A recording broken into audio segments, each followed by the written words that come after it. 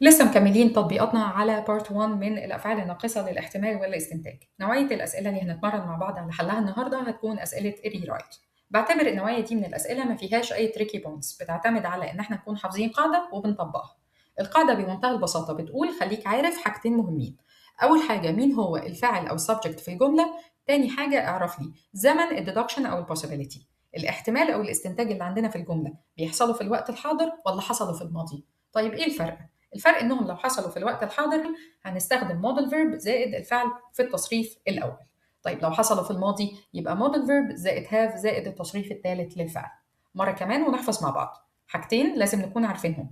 مين هو فاعل الجمله، تاني حاجه الاستنتاج او الاحتماليه بتوعي بيحصلوا في الوقت الحالي ولا حصلوا في الماضي. لو في الوقت الحالي يبقى الموديل فيرب زائد التصريف الاول للفعل. لو حصلوا في الماضي يبقى موديل هاف زائد البي بي او التصريف الثالث للفعل. تعالوا نطبق في أول مثال.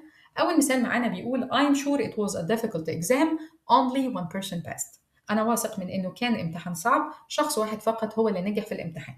وطالب مني أستخدم must. طيب ليه must؟ يبقى غالبا هفهم إن في الجملة في عبارة دالة على الديدكشن في حالة الإثبات. اللي هي إيه؟ اللي هي I'm sure. أنا واثق. نطبق قاعدتنا بندور على الفاعل في الجملة، غالبا بيكون بعد العبارة الدالة. الكلام كله بيتكلم على الامتحان، فأشرنا للجملة في البداية بالضمير it، وهو ده فاعل الجملة. بننزله في بداية الجملة يبقى it. تاني حاجة هسأل نفسي عليها يا ترى الديدكشن اللي احنا فهمناه في سياق الجملة حصل في الماضي ولا بيحصل في الوقت الحالي. لقينا بعد it فعل الجملة كان was في التصريف التاني. فهمت من الكلام ده إن الاستنتاج حصل في الماضي، يبقى أنا فاهمة إني هحط must have زائد التصريف الثالث للفعل. طيب تعالوا نحط في البداية must have، وأنا عايزة التصريف الثالث ل was. نجيب أصل الفعل في البريزنت أو في التصريف الأول وبعدين نروح بيه للتصريف الثالث. was هرجعها للأصل، يبقى في التصريف الأول هتكون be. طيب لو صرفتها في الماضي في التصريف الثاني هتكون was aware. أنا عايزة التصريف الثالث بتاعها اللي هو been. وتبقى إجابة السؤال it must have been، ونكمل جملتنا عادي. يبقى إجابة السؤال it must have been a difficult exam, only one person passed. تعالوا ناخد سؤال تاني أما نقول it's impossible that the tourist arrived already، وطالب مني أستخدم can't. طالما شفت can't يبقى هشوف عبارة دالة على deduction في حالة النفي اللي هي it's impossible. بدور على إيه؟ بدور على الفاعل بتاعي في الجملة اللي هو the tourist، بنزله في أول الجملة.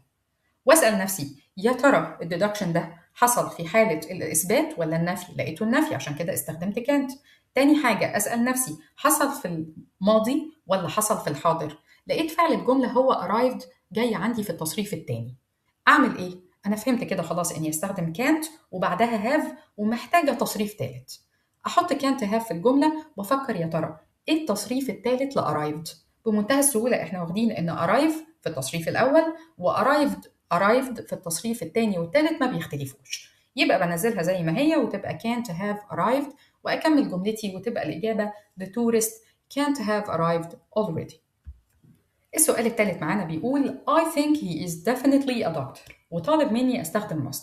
خلاص عرفنا طالما شفنا must يبقى في عباره داله اللي هي جمله I think. بدور على الفاعل بتاعي اللي هو he وهبتدي بيه الجمله.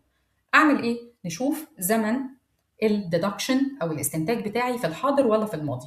لقينا إذ فهمنا ان ده استنتاج في الوقت الحاضر. التصريف الاول او البيز فيرب ليه هيكون be، يبقى انا فهمت اني هقول must be. يبقى he must be وبكمل جملتي بمنتهى السهولة تبقى he must be a doctor. السؤال الرابع معانا بيقول سالي isn't here، سالي مش موجودة معانا. I am not sure she traveled abroad، أنا غير واثق إنها سافرت خارج البلاد. طالب مني استخدم may، وطبعا العباره الداله I am not sure. بدور على الفاعل بتاعي في الجمله اللي هو she. طالما الاسم موجود في الاول اللي هو سالي، الاحسن والاشمل والادق ان انت تستخدم الاسم، فهنبتدي الجمله المره دي بالاسم طالما هو مذكور عندنا اللي هو سالي. واسال نفسي الجمله البوسيبيليتي او الاحتماليه بتاعتي حصلت في الحاضر ولا في الماضي. لقينا traveled في التصريف الثاني، يبقى انا فهمت على طول اني هستخدم may have.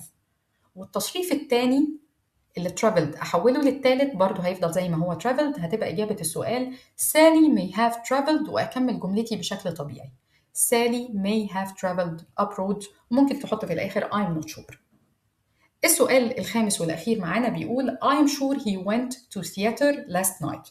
أنا واثق من إنه راح المسرح أو يشوف عرض مسرحي امبارح، وطالب مني أستخدم must. فاعل الجملة بلاقيه بعد العبارة الدالة اللي هو he، بنزله في البداية. طيب الفعل اللي عندي في الجملة اللي بيعرفني الزمن بتاع الديدكشن بتاعي هو went، لقيته في التصريف الثاني. طب احنا عايزين التصريف الثالث لwent. أصل الفعل هو go في التصريف الأول، went في التصريف الثاني، gone في التصريف الثالث.